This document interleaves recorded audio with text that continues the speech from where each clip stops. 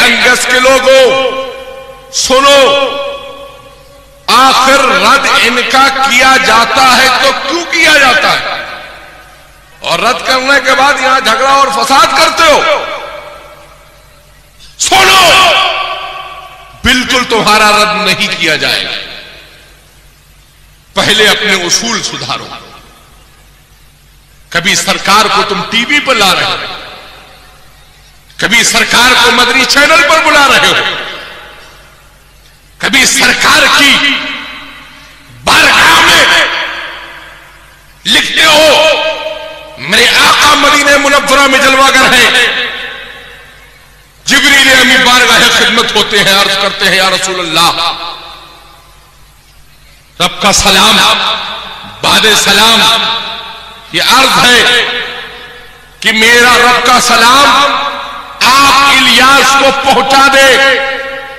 ऐ गुनहगारों, गुस्ताखों, हम अहले सुन्नत वल जमात का ये अमीन अकीदा और ईमान कहता है कि हम गुलाम अपना सलाम सरकार की बारगाह में पेश करते हैं। आला हजरत की ज़बानी कहते हैं, दूर और नजदीक के सुनने वाले वो कान, दूर और नजदीक के सुनने वाले वो कान, काने लाले करामत तिला को सलाम।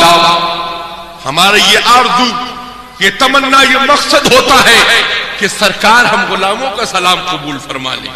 आज तुम्हारी बेबाकियां यहां तक बढ़ गई, तुम्हारी गुस्ताखियां यहां तक बढ़ गई कि तुम सरकार की बारगाह में ये गुस्ताखी करने लगे कि सरकार के जरिए इलियास को सलाम आया रब का। ये बेबाकियां बढ़ गई। यमनी बुजुर्ग मदीने पाक में आए, पूछा आप इनके चहीतों से, तो बताया हजरत चले गए उम्रा करके, जल्दी वापस चले गए। कहा मैं मिलने के लिए आया था और एक बहुत जरूरी बात उनको बताने आया था। कहा हमें ही बता दीजिए। कहा मैंने एक हसीन ख्वाब देखा है कि सहने काबा में मैं टहल रहा था, इतना देखा कि सरकारे दो आलम सल्लल्लाहु अलैहि वसल्लम तशरीफ लाए हैं और मैं सरकार को जैसे ही देखा मैं सरकार के पीछे पीछे हो लिया। बहुत चलते चलते सरकार खाने काबा के दरवाजे पर पहुंचे, दरवाजे खाने काबा खुला, सरकार अंदर तशरीफ ले गए और अंदर जाकर देखा सरकार खड़े हैं, एक सब्ज रंग का अमामा बांधे हुए एक शख्सियत कुरान पढ़ रहा है। हमने सरकार से पूछा सरकार ये कौन है? तो सरकार इरशाद फरमाते हैं ये मेरे इलियास है। अब ऐ अंग्रेज के लोगों, अगर तुम्हारे दिल में सरकार की मोहब्बत है तो जरा हाथ उठाकर बोलो, सरकार को देखकर हम बैठे रहेंगे या खड़े हो जाएंगे? बल्कि हम तो सुबह शाम सरकार की बारगाह में सलाम।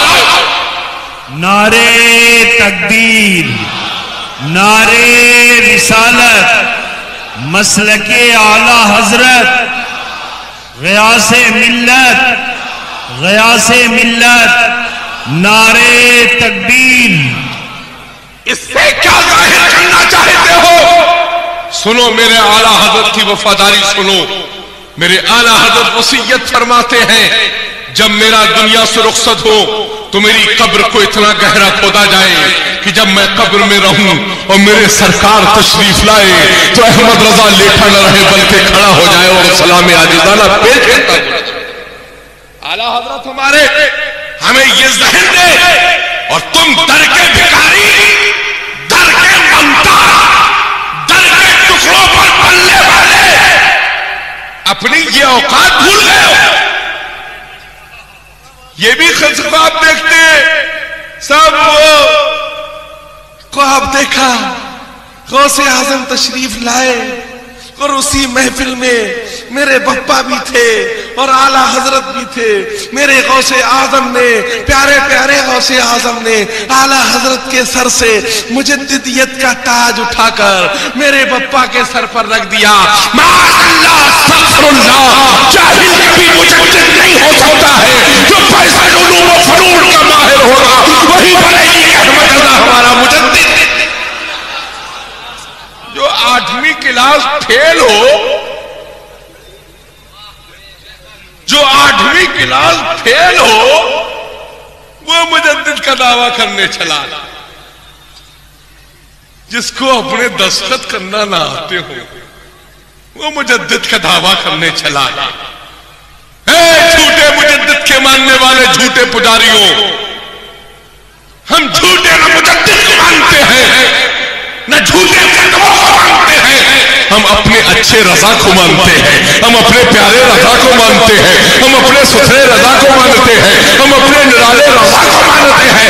जिस रजा ने मदीने से रहकर हमें मदीने का रास्ता दिखा दिया है और बारगाह रिसालत में यूं अर्ज कर दिया है, या रसूल अल्लाह सरवर कहूं के मालिक व मौला कहूं तुझे, बाग़े खलील का गुल ज़ेबा कहूं तुझे, लेकिन रजा ने खत्म सुखन इस पे कर दिया, खालिक का बंदा खल्क का आका कहूं तुझे।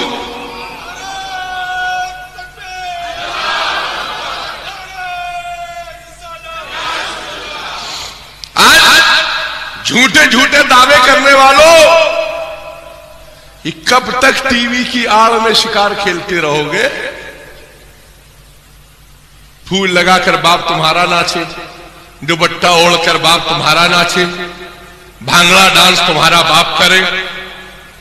आजकल पहनावा तो ऐसा हो गया जैसा वहाबी का पजामा, दादा का कुर्ता पोते का पजामा पहनकर ये भी टहलने लगे। अरे एक एक्स्ट्रा जेब अलग से,